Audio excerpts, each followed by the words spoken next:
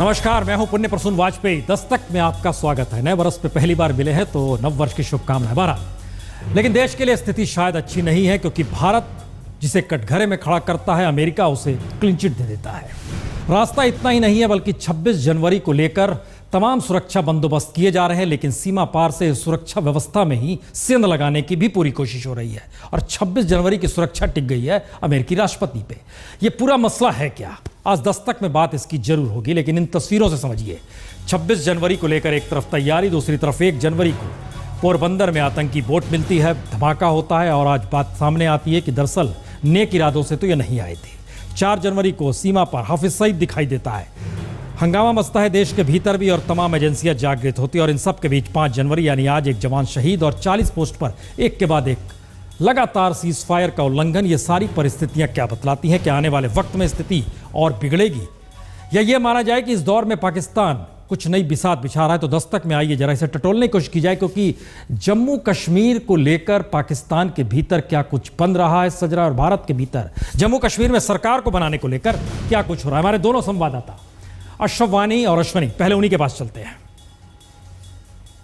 जम्मू कश्मीर में पीडीपी और बीजेपी के बीच में सरकार बनाने की कोशिश की जा रही है, लेकिन जिस तरह से पाकिस्तान सीमा पर गोलाबारी कर रहा है, उसे वो बताना चाहता है कि वो भी पीछे नहीं है। अब 3 सवाल उठते हैं। पहला सवाल ये है कि किस तरह से बताया जाए अमेरिका को ये सारा पाकिस्तान कर रहा है। दूसरा, बीजेपी सरकार बनाए या पीडीपी और पाकिस्तान से बात करे। तीसरा, कल से श्रीनगर में बीजेपी और पीडीपी के बीच में बातचीत शुरू होने वाली है। शुक्रिया अश्विनी। जम्मू कश्मीर में 13 दिन के असमंजस के बाद अब कहीं न कहीं नई राज्य सरकार के गठन को लेकर अटकलें तेज हो गई है। कहीं न कहीं अब पीडीपी ने भी भारतीय जनता पार्टी के साथ जम्मू कश्मीर में नई राज्य सरकार बनाने का मन बना ही लिया है।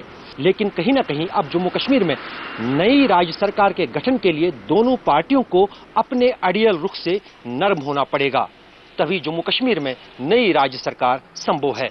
और कहीं न कहीं जम्मू कश्मीर की जनता के साथ साथ देश के लिए भी वही अच्छी बात होगी। कैमरामैन तारिक लोन के साथ अशरफ वानी, श्रीनगर, आज तक। इंतजार करना होगा देश के लिए अच्छी बात कैसे किस रूप में होगी, लेकिन पाकिस्तान की तरफ से या इस दौर में क्या यह माना जाए एक नया गेम शुरू हुआ और इसका नाम है डबल गेम। दरअसल ये डबल गेम के जरिए समझने की कोशिश नवाज शरीफ को की जाए। नवाज शरीफ इस दौर में क्या सोच रहे हैं, क्या कर रहे हैं, आइए जरा ये दिखा दे दरअसल उनकी बिसात किस दिशा में जा रही है और ये डबल गेम का मतलब होता क्या है। हाफिज सईद को भारत विरोध के लिए खुला छोड़ दिया जाए, नवाज की पहली शराफत पाकिस्तान के भीतर। दूसरी, घुसपैठ में कमी लाई जाएगी, लेकिन आतंकवादी वारदात में बढ़ोतरी इस दौर में होगी। यह दूसरी बिसात है या दूसरी शराफत है। तीसरी शराफत, ब्रुसेल्स, लंदन, वाशिंगटन, न्यूयॉर्क और टोरंटो में आईएसआई का कश्मीर सेल सक्रिय किया गया इस दौर में। यह तीसरी शराफत है। चौथी शराफत, आतंकवाद से पाकिस्तान ज्यादा प्रभावित है, इस मैसेज को और कहीं दूर तक फैलाना। और जब अमेरिका ने क्लीन चिट भी दे दी कि पाकिस्तान भी कहीं ज्यादा आतंकवाद से घायल है। और दूसरा, भारत विरोधी बयान पर पाकिस्तान के मंत्री बयान ना दे। ये एक बड़ा महत्वपूर्ण है। ये स्ट्रेटजिकली कहीं ना कहीं किसी ना किसी रूप में नवाज शरीफ इस स्थिति को ला रहे हैं। लेकिन इन सब के बीच इस डबल गेम का मतलब क्या माना जाए कि सीज फायर या युद्ध विराम का टूटना एक नए युद्ध की दस्तक है। यकीनन। पहले रिपोर्ट देखिए, बाद में एयर चीफ मार्शल की बात सुनाएंगे।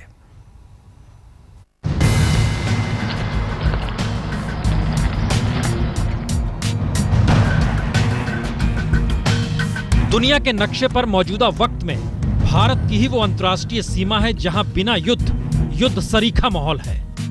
लगातार फायरिंग, मोर्टार से लेकर रॉकेट लॉन्चर तक का दागना, लगातार रिहायशी इलाकों से बख्तरबंद गाड़ियों का घूमना, सुरक्षित जगहों पर ले जाने के लिए बुलेट प्रूफ गाड़ियों की आवाजाही, और इन सब के बीच स्कूलों का बंद हो जाना।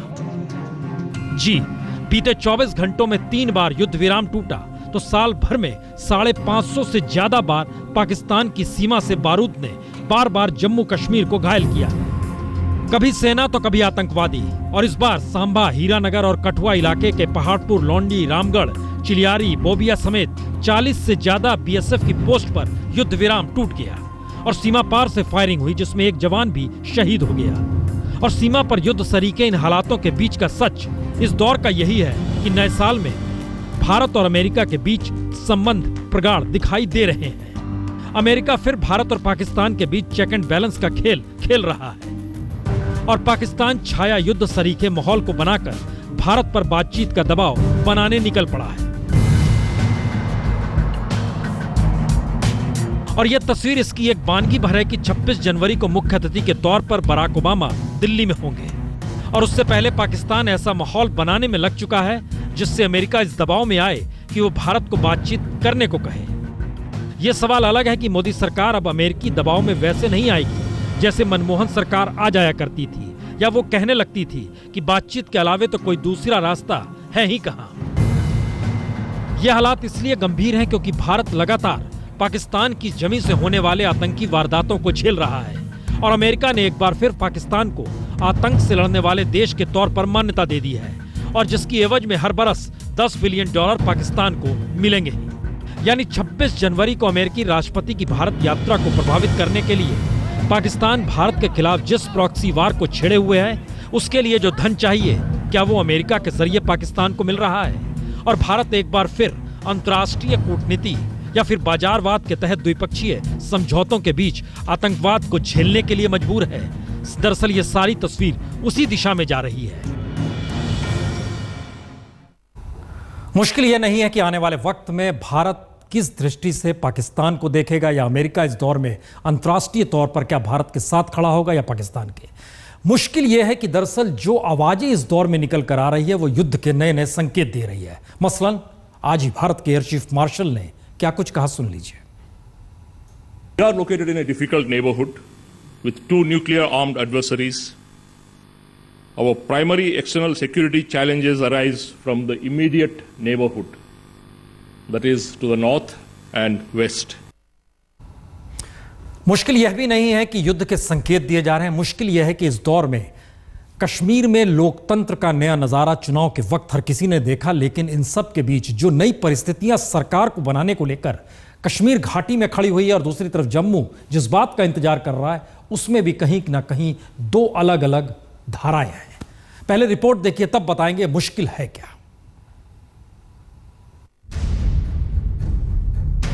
वोटर बटे तो जम्मू कश्मीर में लोकतंत्र का मिजाज भी बिखर गया और अब सवाल है कि सीएम क्या वाकई मुफ्ती मोहम्मद सईद बन जाएंगे और दिल्ली का दखल कश्मीर को लेकर ना होगा। दरअसल ये ऐसा सवाल है जो बीते 12 दिनों से जम्मू कश्मीर को एक ऐसे मोड़ पर ले जा चुका है जहां कुछ पीडीपी को झुकना है तो कुछ बीजेपी को। पहली बार चुनाव का फैसला आने के बाद सत्ता संभालने से बड़ा जम्मू कश्मीर का सवाल हो गया है और इसके लिए 10 सवाल ऐसे हैं जिन पर समझौता हुए बगैर सरकार बन नहीं सकती। तो सरकार बनेगी तो कौन कितना झुकेगा? 5 सवाल पीडीपी के, 5 सवाल बीजेपी के और दोनों एक दूसरे के उलट। इसीलिए दोनों के बीच जब तक लाइन ऑफ कंट्रोल नहीं बनती तब तक सरकार बनेगी कैसे, यही शायद बड़ा सवाल है।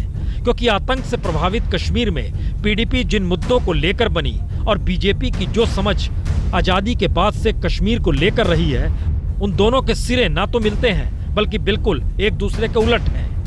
इसीलिए इंतजार जम्मू में हो रहा है कि बीजेपी सरकार बनाए या पहली बार जम्मू कश्मीर की सरकार के बीच में बीजेपी भी शरीक हो जाए तो रास्ता कुछ जम्मू के लिए निकलेगा। और दूसरी तरफ इंतजार कश्मीर में हो रहा है कि मुफ्ती मोहम्मद सीएम बने तो कश्मीर दिल्ली के इशारों पर तो नहीं चलेगा। ये दो ऐसे रास्ते हैं जो मिलते नहीं, लेकिन दोनों ना मिलें तो फिर सरकार बन नहीं सकती और दोनों मिलेंगे कल से इसकी बातचीत शुरू होगी। संकेत आ रहे हैं कि सरकार बन जाएगी, संकेत आ रहे हैं लाइन ऑफ कंट्रोल भी खींच ली जाएगी और संकेत यह भी आ रहे हैं कि जो एक कॉमन मिनिमम प्रोग्राम बनाया जाएगा उसके तहत यह सरकार बन जाएगी। लेकिन वो कौन से मुद्दे हैं जिनको लेकर उलझन है, वो कौन से मुद्दे हैं जो लाइन ऑफ कंट्रोल उस लाइन को खींचने से इनकार कर रहे हैं? आइए जरा समझ लीजिए, 1 2 नहीं 10 मुद्दे हैं। पहला मुद्दा घाटी में सेना, पीडीपी कहती है कम हो, बीजेपी कहती है बरकरार रहे। राजनीतिक कैदी सभी छूट जाएं, पीडीपी, बीजेपी कहती है जी नहीं, ऐसा नहीं होगा। अलगाववादियों को लेकर भी नरम और कड़ा रुख, भटके युवाओं को लेकर मुख्यधारा से जोड़े या ना जोड़े, पाकिस्तान बेहतर संबंध बनाए ना बनाए, सीएम 6 बरस मुफ्ती मोहम्मद रहे, डिप्टी सीएम की मांग हो रही। ये 10 मुद्दे कहीं ना कहीं बता रहे हैं धारा 370 तक को लेकर है, जिक्र नहीं होना चाहिए। बीजेपी कहती है बहस तो होनी चाहिए। अब ये सवाल है अगर इतने मुद्दे उलझे हुए हैं तो वो कौन सा मुद्दा है जो वाकई इन दोनों को एक साथ लाकर खड़ा कर देगा, और इसका कहीं ना कहीं किसी ना किसी रूप में जिक्र पीडीपी के नेता नईम अख्तर साहब ने आज कर ही दिया। यहाँ अभी आप देख रहे हैं बॉर्डर्स पे कितना ज़बरदस्त तनाव है, फायरिंग हो रही है। तो इसमें कौन मर रहा है? जम्मू कश्मीर के लोग ही। और हम चाहते हैं कि जम्मू कश्मीर, ये जो रोज़ इसके मुतल्लिक जंगें होती हैं, पॉलिटिकल प्रॉब्लम्स होती हैं, ये ख़त्म हो जाएं और ये एक स्थायी अमन की तरफ चले जम्मू कश्मीर की रियासत। तो उसमें मुझे नहीं लगता कि किसी और पार्टी को कोई दिक्कत होनी चाहिए। हमारा मानना यह है कि यहाँ से जो शुरू हो गए हैं रास्ते, ट्रैवल और ट्रेड, तो वो शुरू होना, वो अच्छी तरह से चलना चाहिए और बंदूकों के बजाय यहाँ से सामान चलना चाहिए, यहाँ से ट्रेड गुड्स चलनी चाहिए, यहाँ से लोग जाने चाहिए, मिलिटेंट नहीं आने चाहिए। यानी लाइन ऑफ कंट्रोल, आतंकवादी हिंसा, सीमा पार से तनाव, ये सारे मुद्दे कहीं ना कहीं बनने वाली सरकार के जहन में है। हम लौटेंगे इस पे, लेकिन इन सब के बीच एक दूसरा मुद्दा निकलता है कि भारत को विकास की दृष्टि से आगे बढ़ाने में योजना आयोग अब नीति आयोग में जब बदल गया, तो जम्मू कश्मीर को लेकर भी जो पहली पॉलिसी नेहरू के दौर में बनी थी, उस दौर में जम्मू कश्मीर को लेकर ही योजना आयोग ने पहली पॉलिसी बनाई थी। एक तरफ नागालैंड का जिक्र था, दूसरी तरफ जम्मू कश्मीर का, लेकिन अब वो नीति आयोग हो गया है। नीति आयोग के नए सदस्य जरा पहले देख लीजिए कौन कौन है, किस किस रूप में काम करेंगे। ये सारी परिस्थिति बताती है कि दरअसल अरविंद पनगड़िया उपाध्यक्ष बन चुके हैं, विवेक देवराय और डॉक्टर वी के सारस्वत अस्थायी सदस्य, बाकी जो मेंबरान हैं पॉलिटिशियन हैं। इसके अलावा एक विशेषज्ञों की टीम रहेगी, सारे मुख्यमंत्री, केंद्र शासित के राज्यों के राज्यपाल रहेंगे। ये पूरी की पूरी टीम काम करेगी। लेकिन सवाल है, ये टीम काम करेगी और मनमोहन सिंह के दौर में भी इस तरीके से योजना आयोग में एक टीम काम करती थी। उपाध्यक्ष महत्वपूर्ण होता है, उसकी समझ, उसकी नीति मायने रखती है, क्योंकि वही सीधे प्रधानमंत्री अध्यक्ष होते हैं तो उन्हें रिपोर्ट करता है। अब यहां जरा समझने की कोशिश कीजिए कि अंतर क्या है योजना आयोग से नीति आयोग और मोंटेक सिंह अहलुवालिया से अरविंद पनगड़िया में।